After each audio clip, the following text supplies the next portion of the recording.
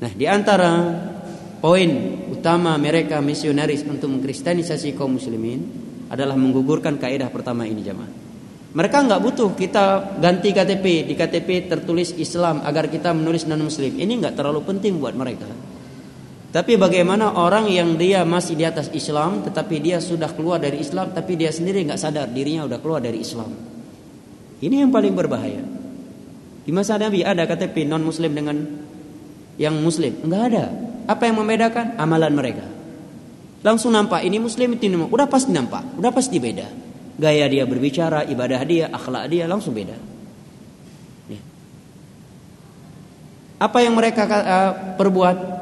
Mereka tanamkan keraguan tentang benarnya Islam di hati anak-anak keturunan kita, anak keturunan kita. Bayaikeun hai Islam butoi. Agama benar Islam. Tapi Yahudi Nasrani kan agama benar juga. Sama-sama kitab samawi. Kami ikut Nabi Musa, kalian ikut Nabi Muhammad. Kami ikut Nabi Isa, kalian ikut Nabi Muhammad. Kami mengimani Taurat dan Injil, kalian mengimani Al-Quran. Sama-sama agama samawi, kitab samawi. Apalagi mereka nanti membacakan ayat-ayat dalam beberapa surat Al-Quran yang memuji Yahudi dan Nasrani. Memang ada. Tapi yang dimaksud dengan ayat tersebut adalah Yahudi dan Nasrani yang murni mengikuti Musa dan Isa di masa itu sebelum Nabi Muhammad SAW diutus, atau setelah Nabi Muhammad diutus mereka beriman kepada Nabi Muhammad, maka mereka mendapatkan 2 pahala dari 2 keimanan.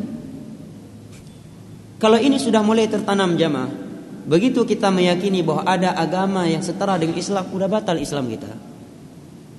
Baru meyakini ini, udah batal Islam kita, kata para ulama. Maka dibahas dalam kitab Nawaqidul Islam, pembatal-pembatal Islam oleh para ulama. Di antara pembatal Islam adalah meyakini adanya agama yang setara dengan Islam.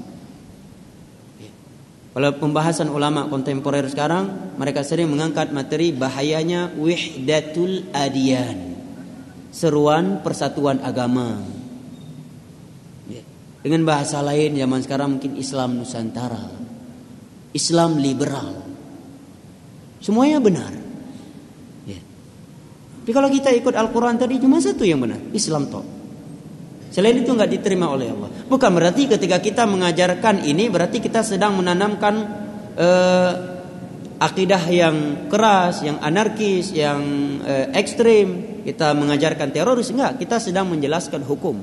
Adapun hukum orang non muslim di tengah-tengah muslim itu ada rinciannya. Ada yang kafir muahad, ada kafir dhimmi, ada kafir musta'min, ada kafir harbi.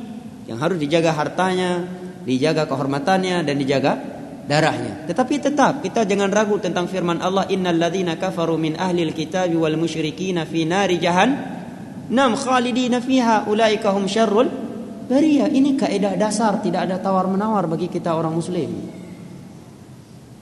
Kapan ini mulai ragu? Kita mulai meragukan, mulai meyakini semua agama sama. Walaupun saya ikut Islam, saya enggak ikut, tapi semuanya sama. Sama-sama benar, udah batal Islam kita. Bahaya kan jemaah? Sangat bahaya. Makanya pentingnya belajar akidah.